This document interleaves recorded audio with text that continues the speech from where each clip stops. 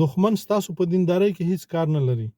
دوی غواړي چې تاسو داسې دیندار شئ چې واړه او زاړه، نر او ښځې، شپې او ورځې، ښځې په کورونو کې او نارینه مو په جوماتونو کې نفلونه او جمع او تسبیحات او اوابین او چاشتو صلات تسبیح پایل کوي. دا د هغوی د کامیابی او د بریاو لارې دي. خو هر کله چې تاسو د خپل حق پوښتنه وکړله، هر کله چې تاسو د خپلو مدنیاتو پوښتنه وکړله، بیا به مو وژني. نن موږ او تاسې په خپله خاوره باندې ګورو په سلګونه زره دیندارې طبقې چې په هغې کې علما، طالبان، شیخان، خانقاهې، تبلیغیان، ذاکرین، پیران، دوی کار په هغې باندې نه لري، ځکه چې دوی بوخت کړي په هغې باندې دي. حق به نه غواړي.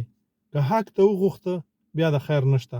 که ستاسو مشر، که ستاسو سپینګیري، که ستاسو ملک، که ستاسو ان تر دې چې میرمنو د حق خبره وکړه نه یې پرېږدي. حق به نه غواړي، په خپلې خاورې خپل اختیار به نه غواړي. بیا نو د مرۍ په څیر ژوند کوه او په دنیا کې په دین باندې چلیږه، ولې چې جنت ته به ځې او په جنت کې به خدای پاک تا ته فردوس درکړي. دوی سره د دوی کار نشته. ستاسو د دشمن د تورلنګي د دې سره هیڅ کار نشته.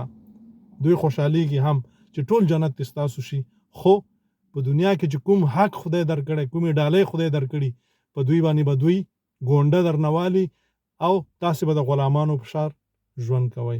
ځوانانو که لاسونه سره ور نه کوئ، غلام او د غلام بچی د هغوی نه مونځ، نه نکاح، نه روژه، نه زکات هیڅ قبول نه وي. زکات خو هغه ویستی نه شي، ولې غلام وي.